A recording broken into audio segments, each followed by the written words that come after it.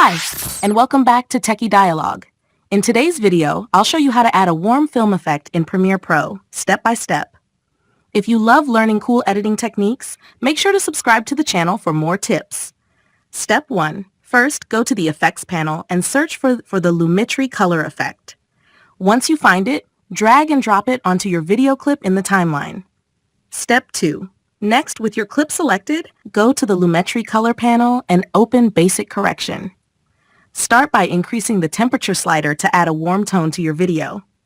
Then, slightly increase the whites to make the brighter areas pop, and lower the shadows to add depth. Step 3. Now move to the Color Wheels and Match section.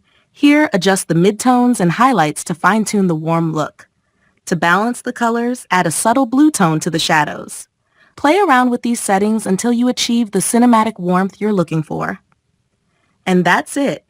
You've created a beautiful warm film effect in Premiere Pro. Thank you for watching, and I'll see you in the next tutorial.